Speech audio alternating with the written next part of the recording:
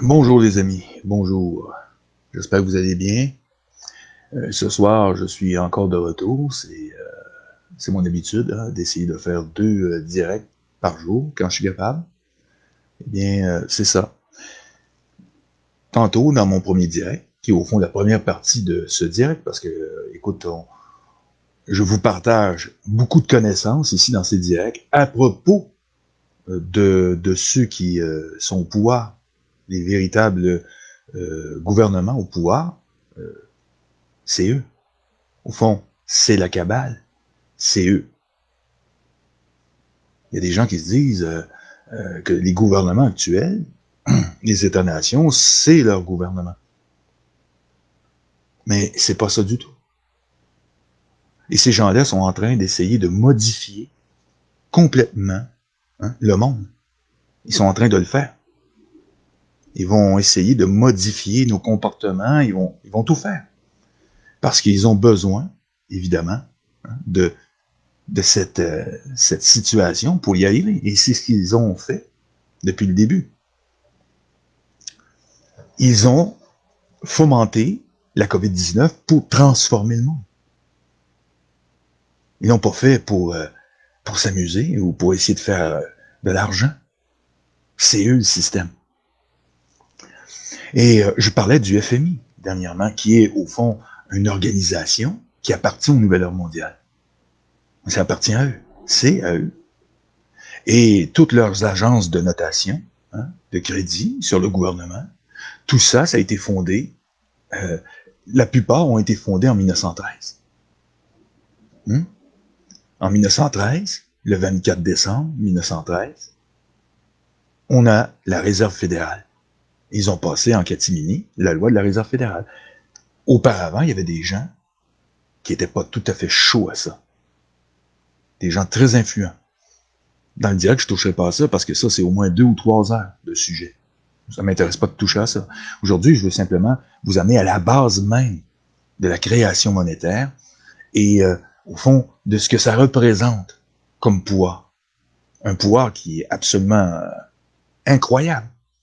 Les gens ne comprennent pas qu'il y a 2 annexes à la création d'argent, ici même au Canada. Et que, au fond, vous savez,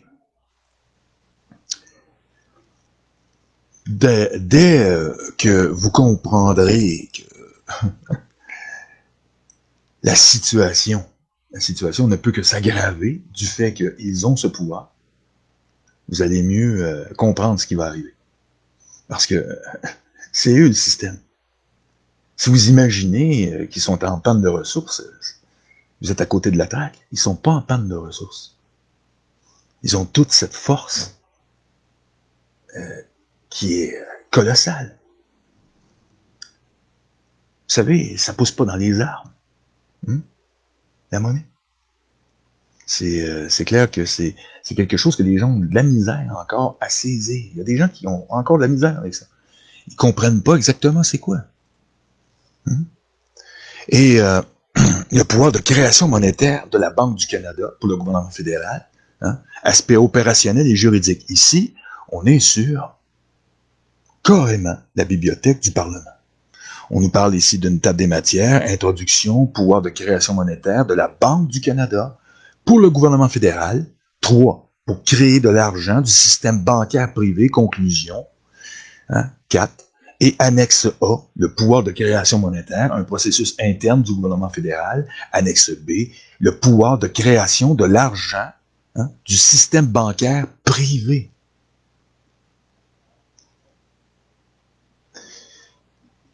Il y a des gens qui m'ont envoyé des messages en priant en disant, c'est quoi? C'est le système bancaire privé.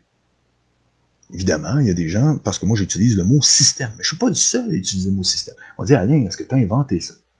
Non, j'ai rien inventé. C'est parce que c'est pas courant que les gens parlent de ces choses-là. Mais c'est connu. Et quand je dis des choses, je les invente pas. Ce sont des choses qui existent, mais c'est des choses qui sont mal connues, mal maîtrisées. Même au niveau, je dirais même au niveau des politiciens, même des petits politiciens ou des médias. Parce que c'est les hautes sphères. c'est la haute finance. Mais c'est un secret aussi, pratiquement. Depuis très longtemps, depuis 1913, déjà. Parce que nos parlementaires ont emboîté le pas à la Réserve fédérale dès le début du 20e siècle.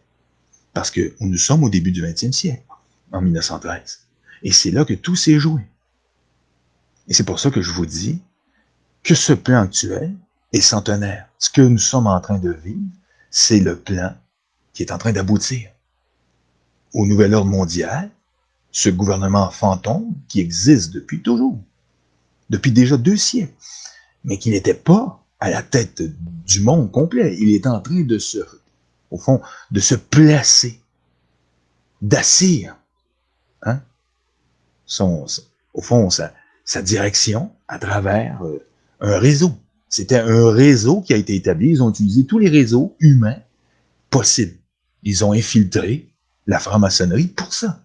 La franc-maçonnerie, c'est un réseau énorme, aux collections incroyables, surtout pour l'époque. Et allez pas croire qu'ils l'ont pas amélioré. Par la suite, on est tombé avec quoi? Des agences de renseignement. Et c'est là que tout ça s'est mis à aller plus vite encore, et toujours plus vite. Et plus la technologie leur permettait d'aller plus vite, et le plan avançait. Et ainsi va la vie, parce que c'est comme ça. C'est comme ça que ça se fait. Parce que j'ai eu beaucoup de discussions, de gens de questionnements sur le pourquoi de tout ça et pourquoi personne n'a allumé. C'est pas le cas. C'est qu'il y a beaucoup d'arrogance aussi, hein, dans tout ça. Quand je dis arrogance, je veux dire que, vous savez, quand vous êtes très, très haut placé, il y a un gros ego. Hein? Et ça, ils ont toujours tablé là-dessus. Les égos. L'humain a un ego. Normal. Et ça peut devenir le talon d'Achille de n'importe quel gouvernement. L'ego. S'endormir sur son ego, c'est presque tous qui ont vécu ça dans le passé. Ils se sont endormis sur leur ego. Et pendant ce temps-là, eux travaillaient dans l'ombre. Ils se foutaient de leurs égos. Il n'y en a rien à faire. Parce que, moi, c'est pareil. Je veux dire, c'est quoi l'ego? À quoi ça sert? C'est pour ça que moi, je suis complètement dépourvu de ça. Je m'en fous. J'ai ma vie personnelle, ma façon d'être. Et j'attends pas qu'on me dise quoi faire, comment je dois vivre. Ça m'intéresse pas d'entendre parler de quelqu'un me dire, bon, Alain, t'aurais pas faire ci, t'aurais pas faire ça. Je m'en fous. J'en ai rien à faire. Je reste impassible devant ça. Pour moi, ça n'a aucune importance. Je veux dire, mon cerveau, les liquides qu'il peut y avoir dedans, et ton cerveau, peu importe, pour moi, c'est du pareil au même. Je veux dire, on est des êtres humains, pareil pour ceux qui nous dirigent. C'est, à part leur décorum, et c'est pour ça que je reviens toujours sur l'histoire du décorum, à part tout le décorum, ce sont des êtres humains. Et c'est sur ça qu'ils ont toujours tablé. Ils ont tablé sur l'ego, sur le décorum et tout ça. Et pendant ce temps-là, ces gens-là s'endorment. Et ils savent qu'ils sont plus faciles aussi à corrompre. Beaucoup plus faciles que quelqu'un, hein, dans mon genre, ou dans votre genre, parce que je connais beaucoup de gens maintenant qui sont pas mal dans mon genre de vie, qui ne veulent pas se laisser imposer des choses comme ça, qui sont pas matérialistes. Ça les intéresse pas. Ils voient pas la vie de cette façon-là. Je ne perçois pas la vie au niveau matériel. C'est pas ça qui m'intéresse, de la vie. Mais eux, c'est pas ça non plus qui les intéresse. Et c'est là que intervient ce problème. Dans justement, ce talon d'Achille. C'est là que eux interviennent. C'est au niveau de ces gens matérialistes, ces gens qui sont enclins à en vouloir toujours plus et le plus vite possible. Et ça a toujours été dans la nature humaine, même dans le passé. Et eux se sont rendus compte qu'ils pouvaient appliquer ce projet à travers la corruption, hein, étatique, parce que c'est comme ça qu'on peut l'appeler. Et c'est comme ça qu'ils ont fait, et qu'ils ont procédé. Et ils ont fini par faire passer des lois et faire passer tout ce qu'ils voulaient. Et s'approprier nos pays, morceau par morceau. Ils ont été très patients. Ils se sont passés le flambeau de père en fils, et aujourd'hui, l'heure a sonné. Maintenant, c'est l'heure de régner bientôt. Parce que nous sommes là. Mais pour ça, s'ils veulent réussir à nous faire accepter n'importe quoi et de nous dénaturer complètement notre nature humaine, parce que c'est ça qu'ils sont en train de faire, hein, de nous dénaturer, alors, pour nous dénaturer, il va falloir nous dépopuler. Hein? Il va falloir nous empêcher de copuler. Ça, c'est une des choses qu'ils vont essayer de faire le plus possible. Et nous emmener à une dépopulation. Nous dépopuler. Ça sonne un peu comme copuler, sauf que c'est pas mal l'inverse. Mais ils vont nous dépopuler. Parce qu'il le faut. Sinon, ils ne pourront pas vraiment réussir. Ils ont déjà commencé, même avec la population qui est déjà là. Pourquoi? Parce que, premièrement, il faut qu'une action tangible se fasse tout de suite. Et cette action-là, elle est là. Elle commence déjà. Elle est en train de se placer. Et ne pensez pas qu'ils vont faire ça rapidement. N'allez pas imaginer ça. Ils le font lentement, progressivement. Beaucoup plus rapidement qu'avant. Et ça va se faire dans les quelques années qui suivent, de plus en plus. Et cette oppression va s'installer. Et Dieu seul sait à quel niveau cette oppression va atteindre son point culminant ici au Québec. Évidemment, on est tous déjà mobilisés, hein, pour réagir. Beaucoup de gens se mobilisent. C'est bien. Mais pour le moment, tout reste encore à venir. Pour ce qui est de dire que nous avons gagné, on ne peut pas sabrer le champagne. Mais la journée que ça va arriver, je serai le premier à vous dire victoire. Mais pour le moment, nous sommes en guerre. Et c'est une guerre contre l'espèce humaine, au fond. Contre notre propre nature, ce que nous sommes. Et je parle plus des survivants que nous-mêmes. Parce que quand je dis survivants, c'est que le projet, c'est vraiment, il ne faut pas l'oublier, l'objectif, c'est la dépopulation. Et ça, si je reviens toujours là-dessus, c'est que c'est très important à retenir. Il ne faut pas s'endormir sur d'autres sujets. Évidemment, ils veulent nous dénaturer. Évidemment, ils veulent corrompre le plus possible de gens pour qu'ils adhèrent à cette situation-là d'une manière tout à fait docile. Et par la suite, ils ont qu'à investir les lieux. Et c'est ce qu'ils vont faire. Très bientôt, prochainement, ça va arriver. Et quand je dis prochainement, attendez-vous à l'année prochaine. L'année prochaine, ça va commencer à se corser. S'il n'y a pas quelque chose qui bouge tout de suite, cette année. C'est cette année. Je l'ai dit que 2020 était l'année charnière. Pour ce qui est de placer nos affaires et au niveau de l'éveil. C'est très important, l'éveil, dans notre situation. L'Internet est compartimenté. Ils sont capables de réduire les compteurs, hein, de vues, tout ça. Ils sont capables de faire ça.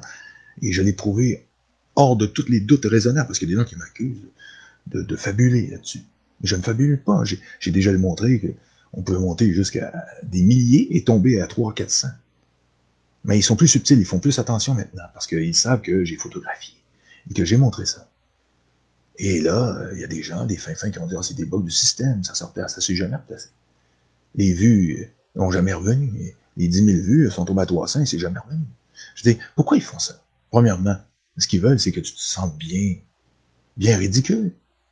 Ça, c'est une des premières choses, parce que ça les fait bien rire. Mais la deuxième, c'est aussi que ceux qui vont regarder, ça fait comme si tu étais un crétin. C'est-à-dire, tu as 300-400 vues en dessous de ta vidéo, pendant qu'il y a des gens qui disent n'importe quoi, puis qui atteignent 100 000 vues. Comprenez-vous un peu où je veux en venir? Je veux dire, tu parles de choses intéressantes, et pourtant, il n'y a pas personne qui regarde. Mais c'est pas vrai, je sais que les gens regardent.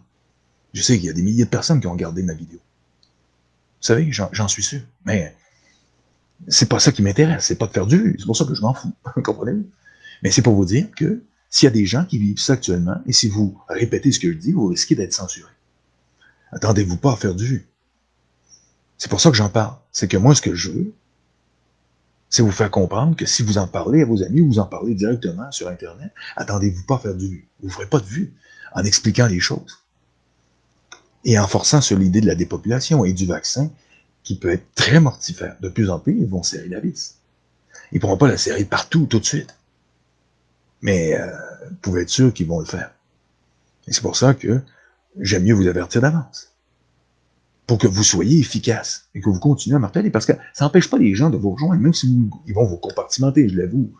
Plus aussi pour essayer de diminuer le plus possible l'achandage. Eux, ils ont les compteurs réels. Ils voient tout.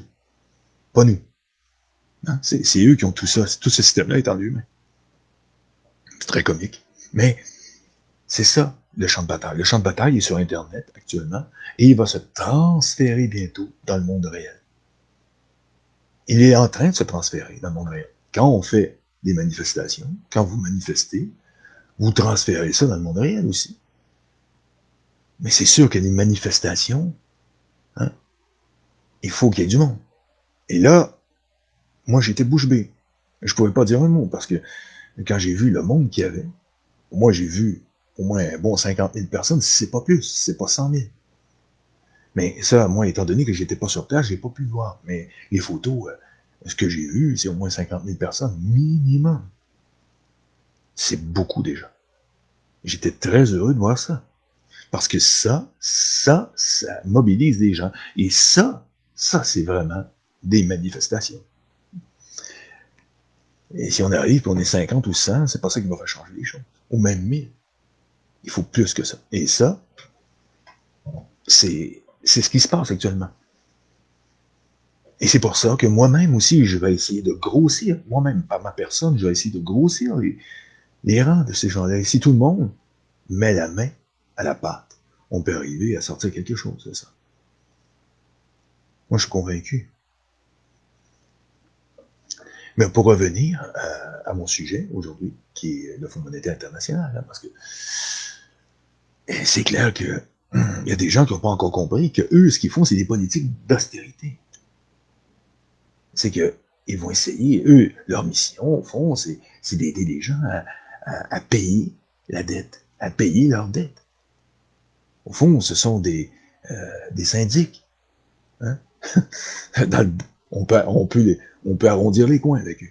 Mais c'est pire que ça. Au fond, ce sont de cruels Shylock. Parce que le FMI, c'est un Shylock. Et qu'est-ce que fait un Shylock? Il a décidé que tu le remboursais, et coûte que coûte, tu dois le rembourser, parce que sinon, tu sais que tu peux perdre une main. Tu peux te faire écraser, je sais pas moi, avec son char. Il peut t'arriver n'importe quoi. On peut te casser une jambe avec une porte de voiture aussi. Il y a plein de choses qui peuvent arriver.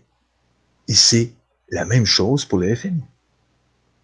Et c'est pour ça que tous les gens qui ont fait affaire avec le FMI ont toujours, quand je dis bien les gens, je parle des politiciens, tous ces politiciens-là qui ont fait affaire, tous ces gens-là, hein, ont eu affaire à un rouleau compresseur. C'est clair que c'est des politiques d'austérité. Et c'est quoi toujours? C'est d'essayer de payer, hein, les intérêts sur une dette impayable. Ça a toujours été. Et on coupe. Pourquoi? Aussi, c'est parce que ces gens-là veulent vraiment créer l'austérité. C'est l'esprit malthusien. On a affaire à des malthusiens. Ce qu'ils veulent, c'est faire mal. Ils veulent que les gens soient pauvres. Si vous êtes pauvre, eh bien, dans leur tête, c'est que vous allez crever la gueule ouverte. Pour eux, vous allez mourir. Vous allez vous suicider, vous avez trop de dettes. Et ça va faire réduire la population. Mais là, ça se passe pas assez vite à leur goût. Et ça fait longtemps qu'ils cherchent un moyen pour en finir rapidement. Et le FMI a contribué, certes, à réduire considérablement la population, avec toutes les dépressions et les crises de nerfs que ça a posé en Grèce surtout, hein? Et dans tous les autres pays, qui d'ailleurs, eux aussi, ont vu leur taux de suicide augmenter. Moi, je ne sortirai pas les chiffres. Vous n'avez qu'à faire vos recherches. Vous allez voir que ce que je vous dis est basé sur des fondements réels.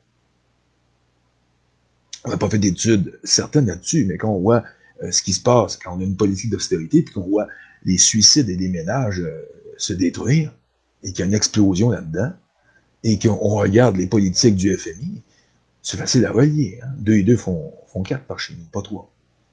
Alors, c'est facile de savoir que tout ça a un rapport direct avec les politiques du FMI. Et que le FMI, au fond, est malthusien. Et c'est quoi l'esprit de Malthus? Malthus lui-même le disait qu'au fond, ça serait bon de ne pas aider les gens et de les rendre encore plus misérables. Et c'est ces gens-là qui veulent nous sauver la vie. Imaginez. Mais non, ils veulent pas nous sauver la vie. C'est ce qu'ils disent. C'est pas pareil. On n'a pas affaire à des gens qui veulent nous sauver. C'est des gens qui veulent nous faire la peau. OK, les amis?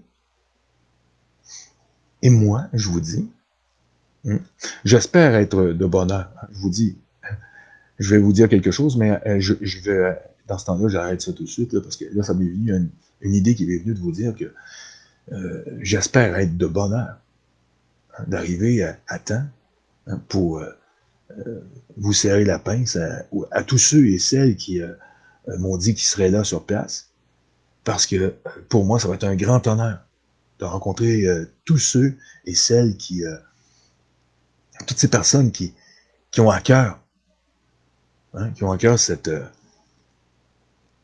vie, qui sont des êtres vivants, ils veulent protéger leurs enfants. Parce que si nous avons quelque chose à faire là-bas, c'est bien se battre pour nos enfants. Protéger nos enfants. Protéger leur avenir. C'est en ça qu'on existe. C'est pour l'avenir de nos enfants. Si, par nature, nous procréons, c'est pour assurer l'avenir de l'espèce humaine.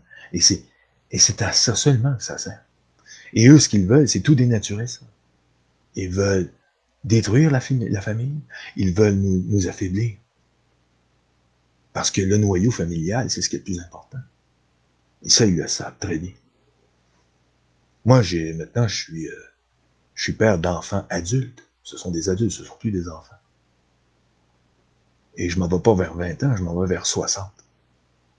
Mais je peux vous dire que les années de ma vie que j'ai passées dans ce monde, avant que tout ça commence à devenir lamentable avec la COVID-19, ce pandémie,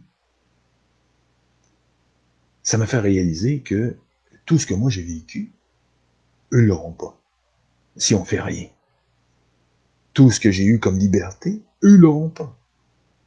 Déjà que ces libertés ont toujours été un peu malmenées avec les années, surtout que c'est ça qu'ils veulent. Mais au moins, c'était pas parfait. Mais au moins, c'était passable. Là, maintenant, c'est intolérable. C'est intolérable. J'arrive pas à croire que des gens tolèrent ça. Il y a des gens qui le tolèrent, je l'ai vu. Mais c'est intolérable. Et c'est pour ça que ceux et celles qui vont venir à Montréal sont tous, pour moi, des héros. C'est des guerriers. C'est la partie guerrière du Québec qui s'en vient là-bas. Et c'est des guerriers de tous les âges. Hein? Il n'y a pas d'âge pour être guerrier. Il va y avoir des petits guerriers, il va y avoir des guerriers de tous les genres, tous les âges, tous les genres. Et tout le monde est bienvenu. Et il n'y a pas de discrimination. Aucune discrimination. Les gars qui sont en train d'organiser ça, c'est des bons gars. En tout cas, je les vois comme des bons gars et c'est pas le genre à discriminer. Ils sont pas à ça. Moi non plus, d'ailleurs. Et les autres non plus. Hein, qui vont les aider là-dedans dans leur démarche. Alors, on sait que on va là pour nos enfants. C'est une des premières choses. Au fond, on s'en va devant ce monstrueux building, ok? Parce que c'est quand même un gros morceau, hein? On le voit de loin. Je vous garantis que vous n'allez pas le manquer. C'est une grosse pièce. Mais là-dedans, il y a des femmes, des hommes qui travaillent là-dedans, qui eux aussi ont des familles. Mais ils sont dans l'endroit où il y a du monde qui ont un certain pouvoir. C'est pas un endroit par hasard. Je trouve que c'est le très bon, le très bon emplacement pour faire une manifestation. Justement à propos de sauver l'avenir de nos enfants. Parce que Le service, l'intégrité, la justice. C'est quoi au juste? Pour ces messieurs les policiers. Parce que c'est le service, l'intégrité et la justice. Mais service pour qui? Servir le peuple ou servir des malfrats? C'est ça qu'il faut savoir. Mais l'intégrité devrait empêcher, parce que l'intégrité est en plein centre de la devise de la Sûreté du Québec. L'intégrité assure les deux. C'est pour ça qu'elle est au centre de tout. Service, intégrité et justice. Pourquoi? Parce que sans l'intégrité, les deux autres mots valent plus rien. L'intégrité, c'est ce qui est le plus important pour une personne. Et j'ai trouvé ce slogan, au fond, policier, très bien. Protéger et servir. Protéger et servir qui? Sans intégrité. Comme les policiers de Los Angeles, par exemple. Mais l'intégrité, c'est très important. Être intègre. Et je pense que c'est pas par hasard qu'il est en plein centre de tout. De votre logo. Pensez-y. C'est pas un hasard s'il est là. C'est parce que vous avez peut-être une destinée que vous n'avez jamais soupçonnée. Une destinée qui doit changer peut-être la face du monde. Carrément. Imaginez si vous décidez de tourner votre veste et d'appliquer cette intégrité. J'ai comme l'impression que ça risque fort de faire boule de neige.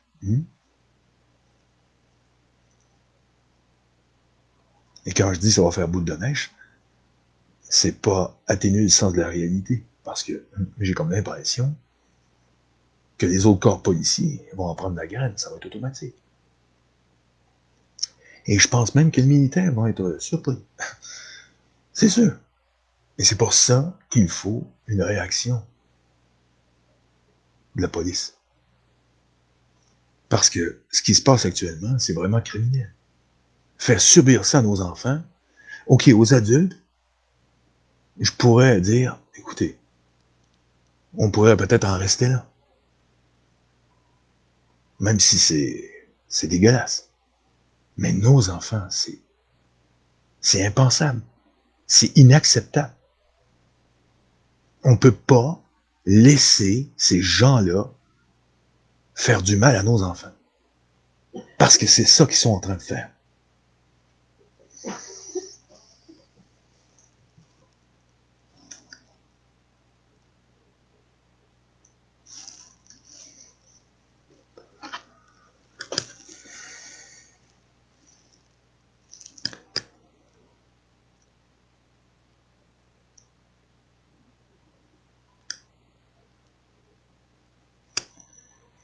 Bonsoir à tout le monde, tous ceux qui m'écoutaient actuellement. J'espère que ce message est clair. C'est inacceptable. C'est inacceptable. Pour revenir à notre sujet, au fond, la création d'argent, c'est que la Banque du Canada, au fond, il y a des gens qui s'imaginent que la Banque du Canada, que les actions, c'est public et c'est... Non. Il y a une partie que c'est public, le reste c'est privé. Et ça appartient aux banquiers privés de Londres, à la City de Londres. Et ils contrôlent, au fond, notre banque. Et ils contrôlent, au fond, ils contrôlent tous nos finances. Et, tu sais, la dette publique, au fond. 93% de la dette publique est due aux intérêts, les amis. Imaginez. 93%. 7% pour les services. Et quand on nous dit qu'on dépense trop, pensez que c'est seulement 7% des dépenses. Et ça inclut les dépenses militaires, policières, les pensions de vieillesse, tout ça. 7%. Le reste, le 93%, la part du lion, c'est dans les poches des banques internationales. Alors, c'est qui mène le ballon? C'est pas le peuple. C'est pas plus les policiers, ou les petits vieux, ou les assistés sociaux. C'est pas les pauvres qui nous coûtent cher. C'est eux. Mais eux, pourquoi font-ils ça? Mais si, ils n'ont pas besoin de tout cet argent, vous allez vous dire. Et vous avez entièrement raison. Ils le font pour une raison, nous contrôler. Premièrement, ils veulent dépopuler. Alors, ils ont compris, eux, par Malthus, que si on fait trop de bien à l'homme, euh, l'homme échappe à son contrôle. Il devient fort. Il devient fier. Et ils veulent nous mater. C'est ça qu'ils font. Ils nous matent. Hein? Et malheureusement, il y a des gens qui n'ont pas encore compris ça. Que c'est une question de contrôle. Simplement une question de contrôle. Au fond, ils s'en foutent de nous. C'est ça qui est paradoxal. C'est qu'ils s'en contrefichent.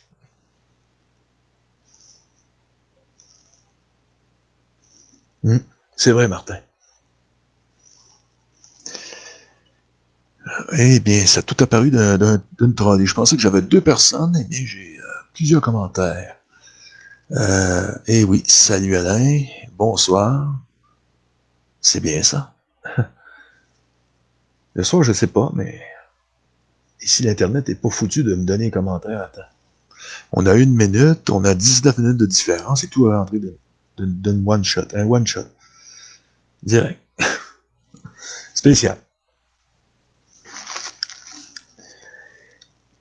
Mais moi, mes amis, je me suis voué justement à dénoncer le système bancaire depuis des années. Je suis allé en 2014 faire une manifestation et je sais qu'il y a des policiers qui auraient pu m'embarquer et qui l'ont pas fait. Des policiers municipaux. Et qui écoutaient attentivement ce que je disais. C'était en 2014 et il disait exactement ce qu'il disait. C'était elle dort.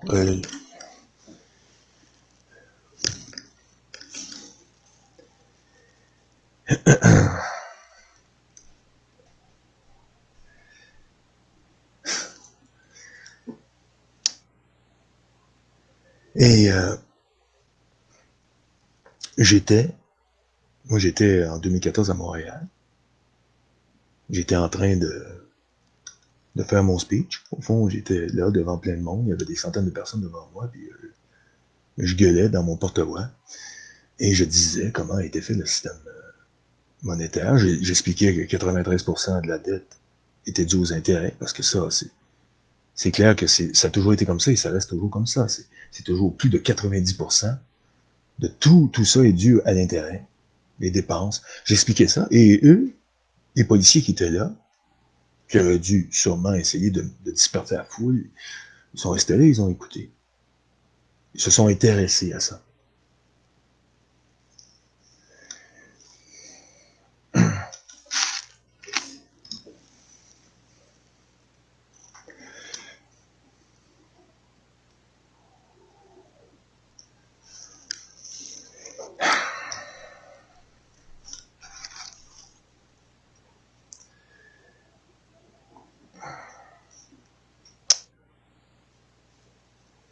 Eh bien, je pense que je vais être obligé de vous laisser parce que j'ai un petit problème ici qui est d'ordre familial. Je vais régler mes petits problèmes une seconde. Et je vous reviens, ça sera pas là. OK?